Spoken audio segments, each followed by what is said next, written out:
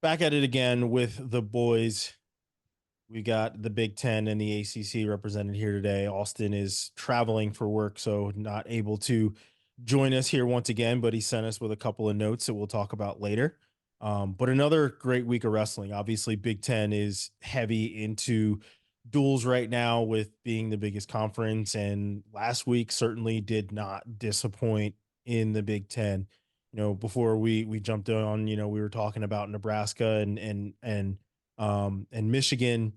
And I said, I had just written the preview and it had posted that day. And I'm looking at my preview and I'm looking at, I'm watching the match and I'm like, all right, let's see how close I can really be.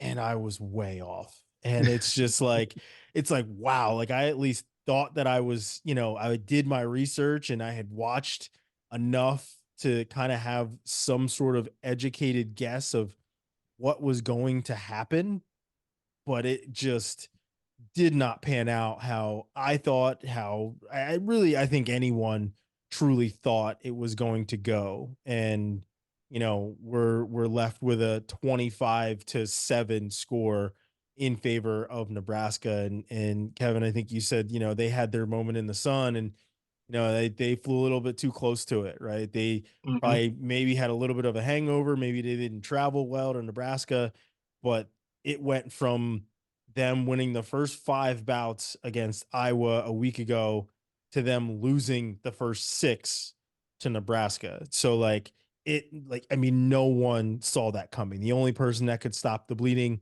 was Shane Griffith, and that was a tough one for him too. So Hmm. it could have been absolutely sideways. I mean, and it was, but it could have been even worse than what it was. As a Michigan fan and someone who lives in Michigan, what was the consensus of the Michigan Nebraska duel? Well, I was joking in our group text, just going like, I had them losing the first four anyway, and like, no, clearly I didn't. Like, it was not how you wanted to start, and the momentum just kept going.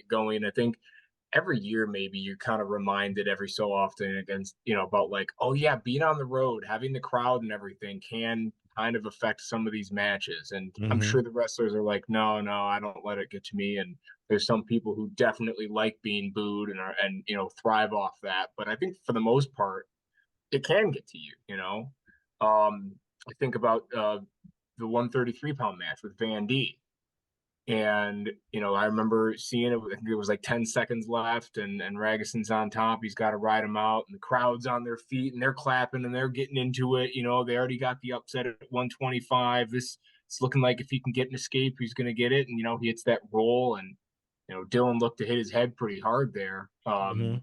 And really didn't finish wrestling out the match, so I assume that had something to do with it. But no excuses. They showed up not ready to go. And there's a couple other teams that this weekend just kind of showed up flat. And not to change the subject up too much and be like, look at them, they did it too. Yeah. but South Dakota State wrestled Oklahoma State, and Cowboys took it to them. And there's a couple other teams out there, I'm sure, but it was not a good evening for the Wolverines. But you get punched in the mouth, you kind of reassess things, and I think if they're really going to look at this and be like, all right, where do we need to make some big adjustments here? If you're Gomez, you're kind of mad about you got ridden out for what, like 6.5 minutes in that match against Lovett. Mm-hmm. I mean, there's specific things you can point to and say we got to make some improvements here. Lemley wrestled really really well against Hardy, but got into a couple little scramble situations. I think he would have liked to had back.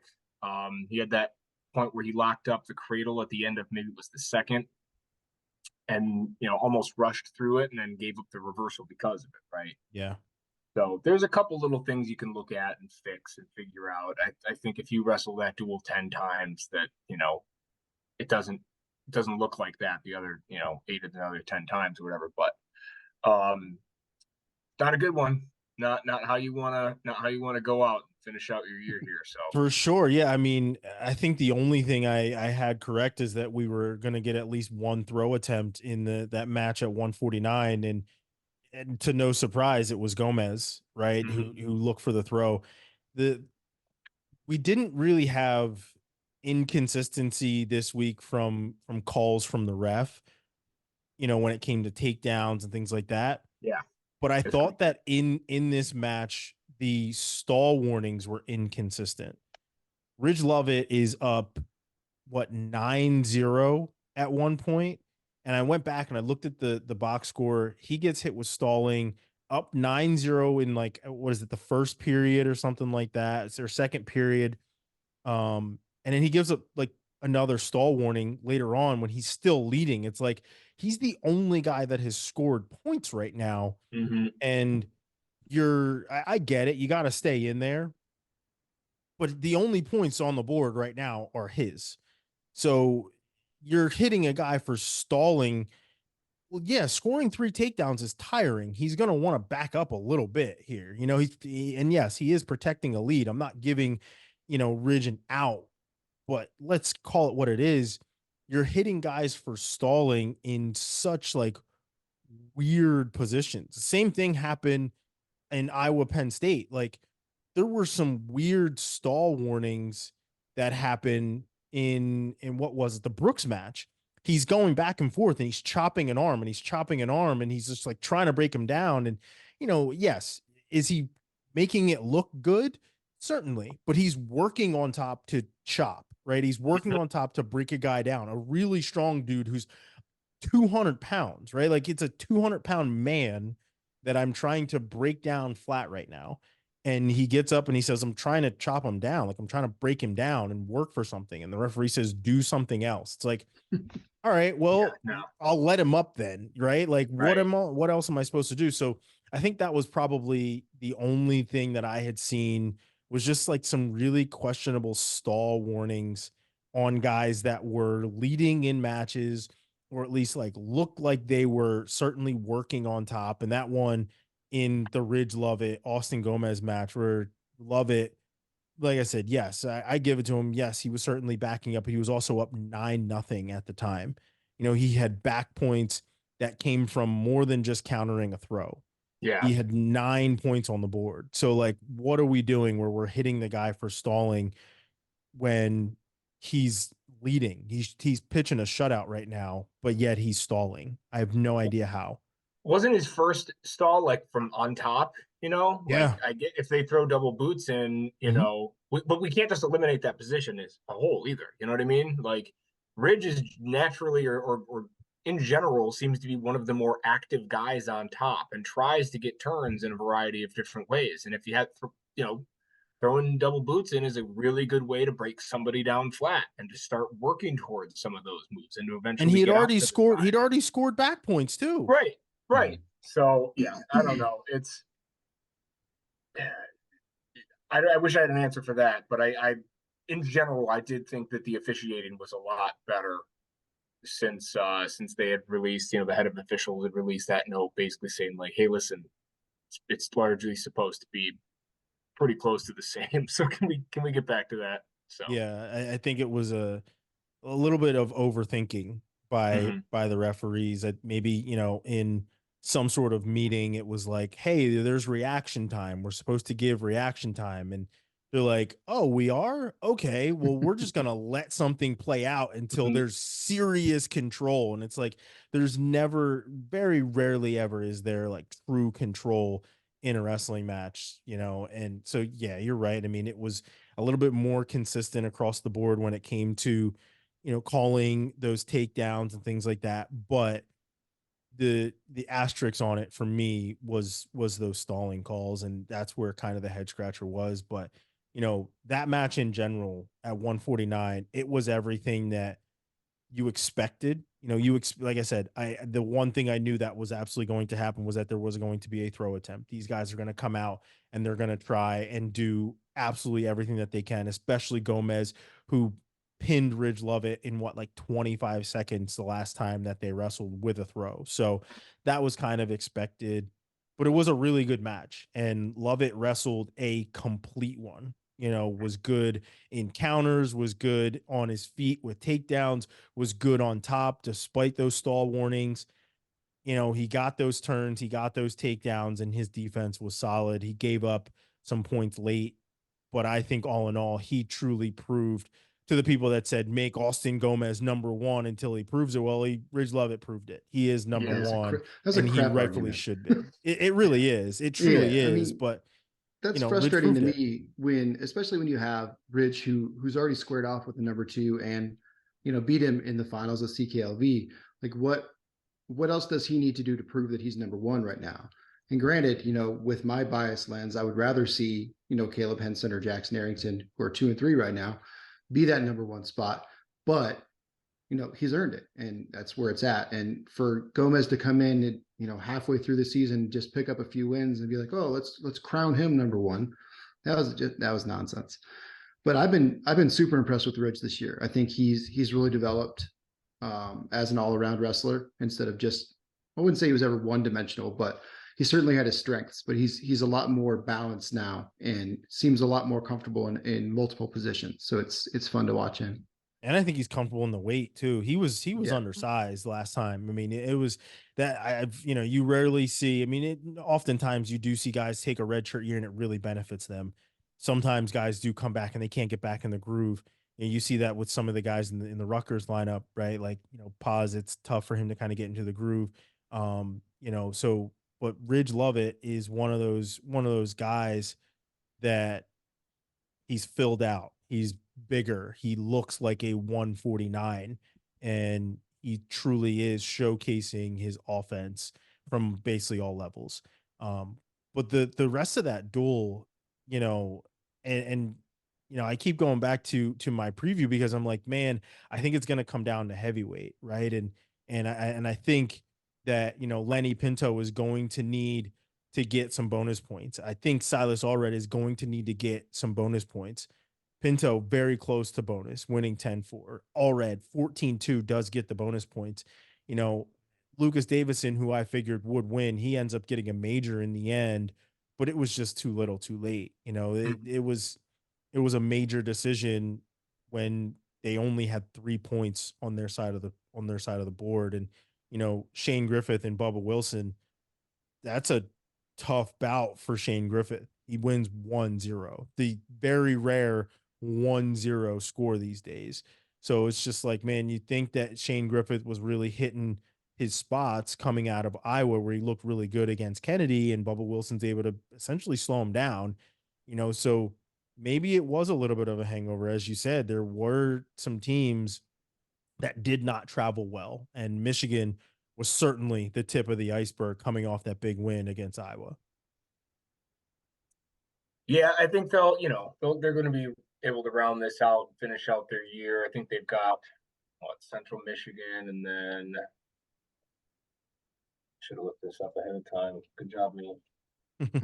Um, there it is. Yeah, I mean they've gone through the toughest parts of their year. Mhm. Fairly confident.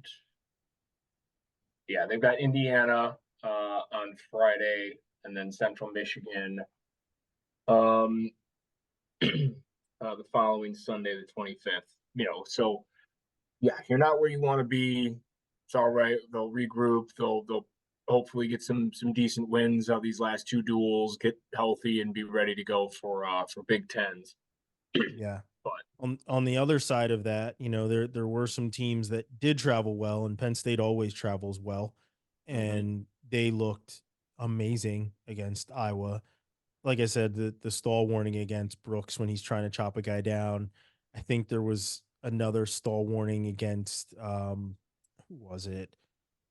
Let me look at my notes. There was another stall warning, I think against Levi Haynes at 157, maybe on top. Mm. And as well as that questionable stalemate or potentially dangerous. I don't think it really was. I honestly don't. I think he was. Yes, I understand the knee was tweaked a little bit, and they're supposed to stop it if it goes like a little bit outside the body.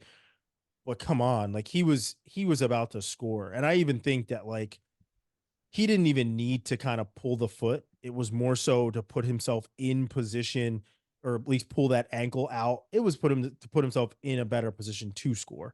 So there was less of a fight from Frantic. But that So match, that I one mean, 12-0. Holy hell. That call didn't surprise me all that much, and a lot of people were really up in arms about it. But just the angle that I saw it at, and that knee was coming out. That's something they stop really regularly. So it wasn't. I didn't feel like it was an outrageous call. It probably wasn't super dangerous, but Mm-hmm. it's been stopped a lot. So I was interested to see how many people were up in arms about that one. It wasn't full RBY DeSanto, which a lot of people were going back to. It Yeah, wasn't one of those, but I was just like, man, I think we're in the gray area where you could have let it continue, right? It wasn't really yeah. that big for me. Yeah, it was. I mean, the ref must have had a different angle and felt like it was, it was going, because the ones I saw were. I mean, I did that in practice today. Mm-hmm. So, Yeah. 125 continues to be a crapshoot, right? Drake Ayala ends up winning over Braden Davis. Braden Davis is, Rutgers and Penn State are wrestling right now as we're recording this, and Davis wins in overtime tonight over Peterson, but he lost that match to Drake Ayala, and people were plenty pissed off at Drake Ayala. He scored his takedown and didn't really push the pace or really push much else outside of that. He ends up Pushed his giving knee to the mat a Davis lot. he certainly did that. He was definitely on a knee. That did happen, and that's what people were pissed off about. You know, certainly nobody from Iowa was pissed off about it, but you It's saw him only on a stalling on the knee. other teams, You saw not you stalling on saw them. him on a knee plenty. Yeah. So, that's what people were certainly mad about. Davis takes his first loss of the season.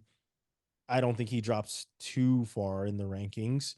At least this week, he'll probably still be. I mean, he's got to still be a top 5 guy, but like that weight class, I tell you what, like we said with Nebraska, Smith winning over DiAugustino, who just beat Ayala. It's just like the transitive property is throw it out the window at 125. Like this, yeah, there should be random draw for 125 at every conference championship and at NCAAs because it is anybody's game. And that's what we're seeing week in and week out. I think the only guy that was truly consistent up until this weekend was Braden Davis. And he nearly took his first loss a week prior against Ohio State.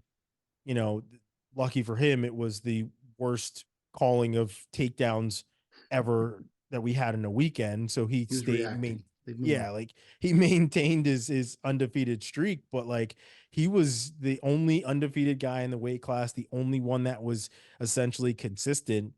And now that's gone, right? He gets back to his winning ways against Peterson, but like that match, I think it left a lot more to be desired. I would love to see a lot more against Drake Ayala, who's proved to be a more dynamic wrestler and can score. I think he was just really protecting himself because he could kind of feel it from Braden Davis late. Kevin, anything on that one? I mean, I'm a little surprised. I don't know. Well, I feel like Ayala used to shoot a lot more. He used to be a little bit more aggressive with his whole approach. And I don't know if it's a coaching piece where they're telling him to kind of slow it down. I don't know if it was just that match. I mean, he finished the takedown, he got it done, and was stingy after that. But I don't know, man. It's just going to be such a wild. Like I literally looked through the rankings the other day, and you can get into the 20s and still make a case for any of those guys to win it too. So it's going to be wild to see what ends up happening. I did. Matt Ramos, did get a nice win over Pat McKee over the weekend as well on Sunday, and that's McKee's not a guy who's going to be screwing around too much, and certainly a guy who, if he ends up at the top of the podium at the end of the year, you're like, yeah, it makes sense. He's awesome on top and can catch people on his feet and, as gritty as you can possibly be. But yeah, I don't know, man. It's going to be interesting to see. I think Ayala is going to have to open it back up a little bit if he wants to get to that next level, which I think he's certainly capable of. Yeah. I feel like guys start to put in more gamesmanship as they get older sometimes. Mm-hmm. And hopeful, I mean, it doesn't happen too much with guys like Aaron Brooks or, I mean, even Carter Sirachi against Ohio State. Saw some gamesmanship from him late, right? He's backing up a little bit. So Um, but yeah, I think he was more dynamic. I think he was shooting more. Maybe it's that freshman, naivety or a little bit of coming in and just being like, I'm gonna shoot from the hip. Like I gotta come in Mhm. here and I have really big shoes to fill. Spencer's out for a year. I gotta do some damage. I gotta do some work. I gotta be this guy. And he realized that it didn't really work that way. Right. So, that happens and he ends up, obviously winning against Davis. But obviously the match of the night, I mean the match of the night, the one that we won at 74 didn't happen, but the match of the night ended up being 41 with Bo Bartlett and Real Woods. And I was very impressed with Bartlett because normally he's not coming out and firing the way that he did against Real Woods. You expect really hard hand fight from Real Woods and you expect him to look to get to the leg, and Bartlett just kind of shut it all down. So I was really impressed with him. A little bit of a different Bo Bartlett tonight against Rutgers. He kind of waited late and got a win. Um, but against Real Woods, he went right at him. It was just like, I have to really establish myself as the number one guy here. Um, Guys, any takeaways from that one? I thought you were going to get the opposite. I thought you were going to get a shot out of a cannon, Real Woods, ready to go out there and just Mhm. kind of create some action and create some chaos. And Especially coming off the loss to Lemley. yeah, and Bartlett beat him to it, man. He was just like, "Oh, okay, you think you're going to show up ready to go in Carver? Well, I'm going to shoot immediately, and we're just going to start creating some chaos and scrambles." And I think that's what you're seeing, from Bartlett a lot more recently, not just in folk style, but in freestyle too. Is he seems to be ready to bring it and be amped up for those bigger matches because he knows, hey, at some point once it gets close, like or near the end of the match, like maybe I should rely on my athleticism and defense then. Mhm. Let's go create some movement, some points, some scoring, some rolling around because I can always go back to the athleticism. I can always go back to creating chaos later if I need to. So why not do it now? I mean, we talked about Rogotsky, I think it was last week, and how he just kind of goes out there and throws some crazy stuff, and it works a lot of the times, and sometimes it doesn't. But I think Bo Bartlett is a little bit more of a calculated version of that, where he knows, he can create some chaos to go get the three takedown instead of trying to just pin everybody. Yeah. But he looked great, man. It was the right approach. It was the right way to kind of attack somebody who you figured was going to be showing up ready to go, and he just showed up faster. Mhm. Tell you what, man, the more the season goes on, the more I'm impressed by the back half of Penn State's lineup. I mean, you it's truly a murderer's row. Mhm. Even Bernie Truex was pinned the other night, but like still, like he did real well. I mean, 8-0 over Riggins, like it's just up and down the lineup. It's just insane. I mean, Tyler Kasich is the highest ranked guy in the lineup, and he's 10. Mhm. I think he drops a little bit because he lost to Ratchy, but like he was 10. That's the highest ranked guy in their lineup. Every single guy was top 10 going into the Iowa duel. Like that's just unheard of, right? And then you have half their lineup is number one ranked wrestlers. You can't do much with that when you're just up against it when you're going into a match with them. And it's been like that for years. I certainly, like I said, was impressed by Brooks as always. His 100% bonus rate did come to an end. I think this was his first time not getting bonus in a match this year, and that would probably be the differentiating factor between him and Carter Sirachi. If they did end up sharing a Hodge, they'd have to go to bonus rate, right? Mhm. And Brooks now, Citizenship. It's all about citizenship. yeah, right. I mean, Brooks no longer has a 100% bonus rate with getting a 5-1 win over Glazer, but like, man, they just look really good. And we may not have gotten the match we wanted at 174 with Starachi and Kennedy, or Starachi and Arnold. Sirachi ended up beating Kennedy, but we did get the one at 285 where they did put Ben Keeter out there. And I loved seeing that because the young cat is only going to get what one chance to truly feel that in folk style. They're Mhm. certainly going to meet in freestyle if Keeter decides to do freestyle again. But I was glad that they put him out there. The match was well in hand for Penn State. It was nothing but a learning experience for Keeter, and I thought, Iowa putting him out there against Kirkfleet was a good move. Yeah, I mean, you got to think, hey, again, you get the feel for a guy that's that big and that athletic, a guy that like Keeter, who's already won world championships, while in high school, clearly is like the pedigree to get out there and see what it's like and compete. And who knows? I mean, they might match up at Big Tens. They might have some, they might match up at NCAA's. Um, it's hard. It's hard to beat a guy, guys like that usually close the gap is what I'm trying to say, right? Mhm. The other thing though, just to consider with the Penn State guys, and shout out to the quoter, our dude Darius, who wrote that article a little while back about what Penn State guys do after they lose to somebody, and they kind of download those traits and they kind of figure out ways to adjust and approach, and they very, very, very rarely lose those next ones. So, you got a guy like Dylan Shawver who just beat Nagao earlier tonight as we record this. That's great for Shawver. It's a nice win, but you never know. You're almost better losing to them the first time and then Yeah. trying to catch them sleeping later. So, Yeah. Don't let them get a beat on you. That's for sure. Now a team that also traveled well was UNC as we moved to the ACC, and I mean I picked them to win. I figured that it was a time for them to step up. We're seeing more and more teams do well later on in the season, and I was like, I think UNC can certainly step up, do some real good on the road. They have guys that have potential in their lineup, right? They're like right there. Like, are they going to get over the hump? We've seen them compete and compete. You know, Rob Cole's putting in the work in the room. He's trying to build some hype. He's trying to put some chips on their shoulders. He's trying to put them under a microscope by, talking some trash and doing some of these things to really hype them up and showcase, like, hey, people are going to be watching you now because I'm going to run my mouth.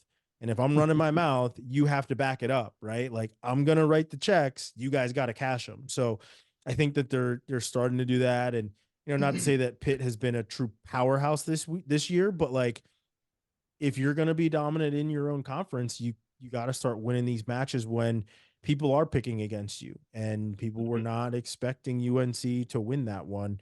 Robbie, what'd you take from that match? Well, first it was at North Carolina, so they didn't have to travel Oh, too was it too in North far. Carolina? Yeah. I thought that one was at Pitt. No, so Pitt has the way Pitt's schedule works out, and Coach Gavin's not a big fan of this, but they actually travel to North Carolina in back-to-back weekends. So on this flip of it, they have Duke um, and UNC at home, and then NC State travels up to them. So they're back-to-back weekends in North Carolina, and this was the second half of that. So I expected them to be a little bit down just because of back-to-back travel, but they just kind of came out flat, and UNC jumped on top of that. Spencer Moore and Colton Camacho was a 1-0 victory. I mean, another one of those we've hit on. That was a gritty third period ride for Spencer to win that one. So that was good to see for them to start off with that, because Spencer's looked great this year. I think he's like 11-4, 12-4. So he's got some potential to make some noise in the ACC as well. And then they had a couple changes. They bumped down Guanajuato. That's a tough name. Was Laughlin's backup, and they dropped him down to 33, and he picked up a ranked win over Santaniello. So that was a great start, going 2-0. And then Who's normally their Mark 33? who was Who's normally their 33? Jace Palmer and Caden Palmer, yeah. McCurry, who both just kind of been down this year. Palmer's a Wyoming boy, so shout out to him. But then the marquee match was at 141 with Lachlan McNeil and Cole Matthews. And again, we saw, the resurgent late season Cole Matthews coming through with another really big win, his 6-2 win over McNeil, who's now 0-3 in the conference.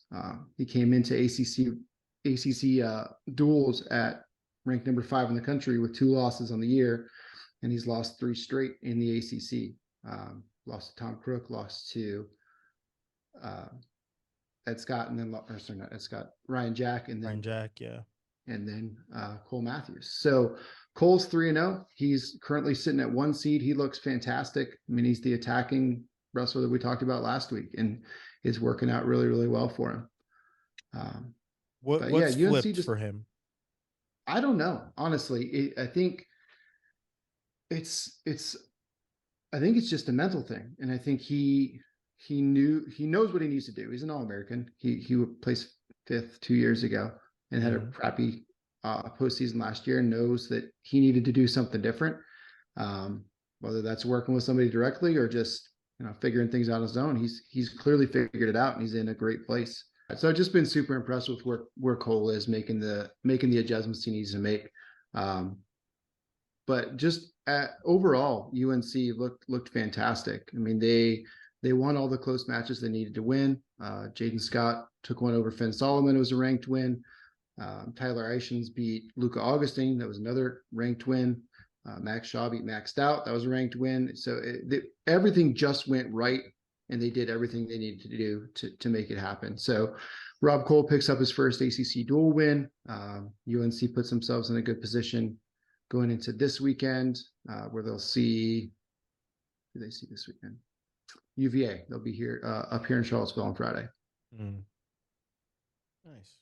Yeah, I mean, UVA just kind of took it on the chin from NC State, as everyone has been doing in the ACC for years anyway, as NC State's been sitting at the top of that podium for a long time. So, yeah, I mean, it's going to be tough sledding for anyone to catch NC State, in my opinion. NC State and Penn State are just kind of top of the heap when it comes to their conferences, and no one is really doing much. I mean, I think the only team that can do anything about NC State is Virginia Tech, honestly. Yeah, and it's gonna be an interesting matchup. And I mean, it's in Raleigh this year, so that's gonna play a role. Reynolds is a really good environment. They have a great crowd. They really get behind the NC State wrestlers. So that's going to be a super tight duel. And just NC State's got some things up in the air right now. Going back to the chaos at 125, Jacob Camacho made his ACC debut this week. Jarrett Trombley is 2-0 and won the first 2 duels. And actually, Earl slid Camacho out of the rankings and put Trombley in, and now other way around. Slid Camacho out and put Trombley in, and now Camacho's back in. So we're not sure what they're going to do there. I mean, Camacho was the ACC champ last year at 25. Trombley was the ACC champ at 25 when Camacho was out last year. So they're both good options. But it's going to be really, really interesting to see how that one plays out. And Trombley's not in a red shirt either, is he? No, doesn't have a position to. Wow. So it's really going to be the hot hand, I think. Yeah. That is definitely something to watch out for when you have 2 guys that can ultimately do something right in the postseason. Like you said, Trombley very well in conferences. Qualifier.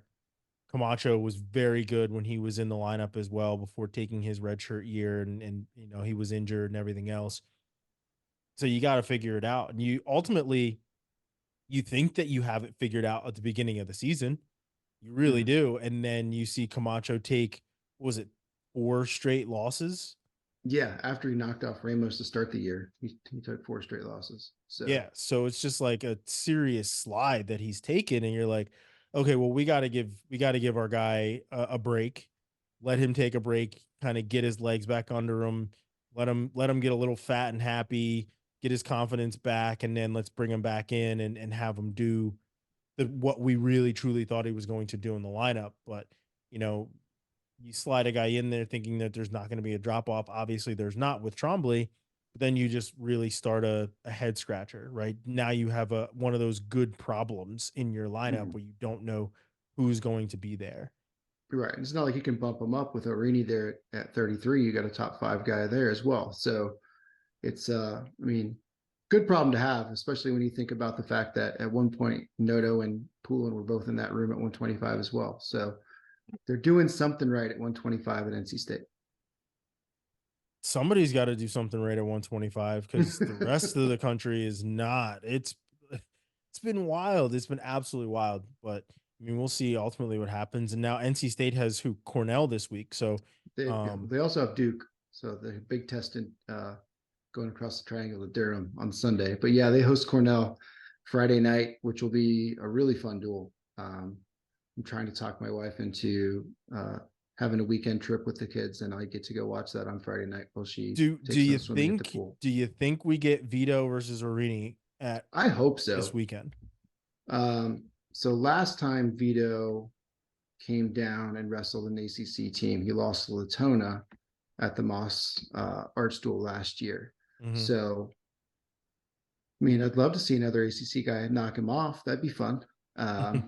So I don't know though. I mean, this would be a good place for Kevin to weigh in of what they're planning to do. But I mean, there's some stellar matchups in that duel though. I mean, especially at the upper weights, we're finally going to see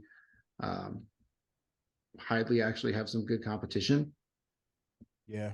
So at 57, we'll have Scott Shapiro, which will be a fun one. 84 is Dylan Fishbag and Chris Foca, which will be an awesome match. And then Hidley's got Cardenas. So there's going to be some real fireworks in the upper weights. That's going to be a pretty stellar duel. Yeah, that'll be a good one. That'll really be a good one. As I'm looking at the matchups coming up this week, you're just like, that's certainly one to watch. And Cornell is coming off a Ivy League win. They have Princeton, I think, coming up, or they just beat Princeton last week to win the Ivy. So, they're kind of rolling right now. But I mean, you do have for Cornell, they have Lehigh to worry about in their own conference as well that they're going to have when they get to the conference tournament, and NC State has Virginia Tech. So these teams, they're going to start to, everything's starting to come together as we close things out with the dual meet season. I honestly feel like we just started dual meet season and it's almost coming to an end and we're getting ready for conferences, but it's been an awesome dual meet season so far. And I can't wait to see that match with Cornell and NC State. I'm really hoping we get that match at 33, but those upper weights are going to be really good as well. I would think they would have to. I mean, you don't have to do anything, I guess, right? But which is why we're having this conversation to begin with. But you get a potential matchup against the guy that you're going to have to beat, to get your back-to-back, national championship in O'Reilly there. So it's like I would think you would relish that chance to go up against somebody like that. Mm-hmm. But that's just us. Yeah. I mean, there's so many matchups that we didn't get this year that we wanted, right? We didn't get, what was it? The fix match against Lehigh. We didn't get that one against Crookham. We didn't get that one, right? And like, just like, okay, let's not. We missed that one. We miss all those matches that we didn't get with Iowa State and Cornell. That was disappointing. That was probably the most deflated room I've been in a long time, right? Like I'm calling a match over here to the left and I look over and I see the starters just in sweats and I'm like, "Oh, okay, so that's kind of how things are going to go, right?" Like that's very weird. As I get the stupid thumbs up thing that comes on the screen. But yeah, like it was super deflating to be in that room. The room was packed. Everybody wanted to see those matchups, and we just don't get them. So you're right; they don't have to do it. But Vito's been out for a long time, and he's gonna need to get a feel for some true competition. Not to say he hasn't had it since he got back, because he had to come back against Missouri. Was not an easy one there, but this is a guy that you could potentially see in those quarters, those semis that could be there. So you wanna hit Arini when you get a chance to early in the season. You might not get it, if you get to him later, it might be too late when he's hitting his stride. Yeah. Well, think about the momentum that Vito had last year coming into NCAA's, right? Like he was just on a tear, like one that we haven't like. I can't think of another guy who just showed up. Maybe like Nashon, actually. That's maybe a good example. Bumped up a weight, and then all of a sudden, that next year was just on a mission and ran through everybody. But I think that was his final year. So anyway, this is like the opposite, right? Like he went through, he did his tear, and now he's back, just kind of like, I guess I'll limp through this. Um, and it sucks saying that, but it's kind of what it looks like. So Yeah. Yeah, and the EIWA's got some talent mhm, at that weight. I mean, Crookham's number one, and mhm. then you have Vito, you got Kolioko still. So I mean, you got top 10 guys there. So he's going to have a semifinal match with a top 10 guy. So why not get a feel in here with Orini, who's kind of a different animal in himself. Yeah. Give the fans what they want. We were disappointed last week with Iowa Penn State not getting that match at 174. Ultimately, Gabe Arnold says, health comes first and everything else. I want to believe it, but health is always an easy crutch to kind of lean on when it comes to missing a match. I don't want to think that Gabe Arnold is up for ducking anyone. I think that if they said put the singlet on, get on the scale, you're going tonight, he's putting that damn singlet on and he's getting on the scale, right? Like he's out there. Shoes are taped up, he's ready to go. I don't know. I think it's an easy out. I don't think it was his, obviously it's not his call. So in the same breath where we see Ben Keeter go out in essentially a pointless match because it wasn't like he was going to make any sort of difference. The match was over at that point. I just would have really liked to see these guys settle it. Maybe we see them settle it in freestyle. Who knows? I think ultimately, I honestly think that Gabe Arnold is a little bit thicker than Carter Starachi. Starachi's big, but I think Gabe Arnold's a little bit thicker. And maybe we see him up at 79. And, Starachi was at 79, but I think, Olympic years, maybe we see Starachi at 74 this Yeah. year. And if Gabe's going to be in there, he's up at 86. I don't see, Gabe being a 74. I think that would be a little too much for him. Right. So we'll see. We'll certainly see what happens. But man, it was a good weekend of wrestling. Let's move on and end this, put this thing to bed. What kind of shout outs do you guys have from last week? And what are you excited to see coming up this week? I don't have Go too ahead, many. Kip. I don't have too many shout outs or anything that really jumped out to me. I guess I shouted him out again, last week, so I'll follow up. Brayton Lee got another win. I think he won in the match with Ohio State, was it? And Mhm. so it's just great having him back out there and competing. I'd love to see him go on a run. And who knows, end up on the podium again. I mean, if he's healthy and he's managing the pitch count in the way that a guy who's been around forever and literally broke his collarbone at NCAA's or at, Big Ten's last year, ending his season. It'd just be great for him to be back. And shout out to my Central Michigan guys who got a win over Buffalo. I was like when we beat Buffalo. So Robbie, any shout outs and what are you excited to see this weekend? I don't think any particular shout outs. I think everything for the most part went kind of as planned this weekend. Um, let me backtrack. Shout out to Juddy McCoy. Justin McCoy he's put together a solid season. Um, went by UVA today just on my way home and watched practice for a little bit, and just want to compliment him kind of overall as a leader in the room. I think he does things the right way, and it's really fun to see him being successful at 74. Now he's got Mackay to get through to win an ACC title again, but I'm just really impressed with the way he does things. So I want to make sure he gets highlighted for that as well. Mhm. But as far as what I'm looking forward to, that Cornell duel with NC State is going to be fantastic. There'll be a couple pretty good matches this weekend in the ACC. They're doing a doubleheader, so that the UNC Virginia duel is going to be actually at 8:30. So it'll be a 7 o'clock duel and an 8:30 duel. So they're stacking those again. So that'll be fun to watch. Makes it a little easier for me to not have to watch 3 duels at the same time. But yeah, keep your eye on ACC Network on Friday. It'll be some good ones. Yeah. For me, I got to shout out Nebraska. I when I wrote the preview, I was trying not to be a homer. Ryan Snyder is my guy, Easton guy. Everybody knows that. Used to beat me up in my living room, being in my house, and I will also say Willie used to beat me up growing up too.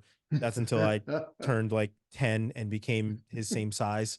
Um, but those guys, I mean, Tommy Hunter also. So like, big shout out to Nebraska. They came out swinging. It was their senior night. They had a serious beast scheduled for senior night. Normally, and you guys know this as athletes, you want to go out with a bang, and you're like, all right, we want to have the team that we know we're going to steamroll and our fans are going to love it and everything else. And that's not a sure thing that you're going to steamroll a Michigan team. And they No. absolutely did.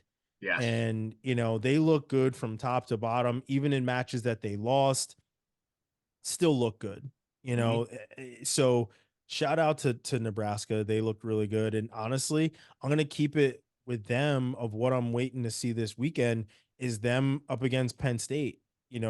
They showed that they can kind of go with the best of them. Penn State is the best of them. They've shown that week in and week out. So I want to see what kind of Nebraska shows up. Are we going to get the same Nebraska that we saw against Michigan, or are we going to get the Nebraska we saw against Iowa? Right. So like, it's definitely a tale of two Huskers right now. And I'm hoping that we see the best Nebraska to take on Penn State. So that's what I can't wait to see this weekend. It's going to be a Sunday match as Penn State has pretty full schedule. Honestly, they wrestled, what was it, on Friday, and then again tonight. Yeah. And then, they're, right back at it next week. So, it's been a pretty full schedule as they kind of go into conferences, and we're seeing people start to really try and put things together. And, I also say that in Northwestern has I believe, two matches coming this weekend as well, both on Sunday too. Or so it's a pretty full Big Ten weekend for them. So we'll certainly see kind of how it looks. Also, Wisconsin and Iowa is another one in there. So it's going to be a tough one, but ultimately, can't wait to see Nebraska, how they match up with Penn State. And, they're heading to State College too. So as we talked at the beginning of this about teams traveling and not bringing their A game when they travel, Nebraska, you better pack a lunch because it is not going to be easy heading into State College. I'm not even sure if that's at BJC or not, but they're gonna really need to come out swinging against Penn State. I'm guessing Red Hall because they're at BJC tonight. Yeah, Wisconsin and Iowa is going to be pretty awesome. I mean, you're going to get Ayala and Barnett at 125, and then Caliendo and Hamidi at 165. That's going to be an awesome match. So there's a lot to be excited for that one. I think that's a senior night too, actually. Yeah. So yeah, we have no more Sunday football. We're gonna get some Sunday wrestling in the Big Ten and across the country. So make sure everybody's tuning in for all these things. We'll be back again next week to chat about it, have some dumb takes and everything else. So see you again next week.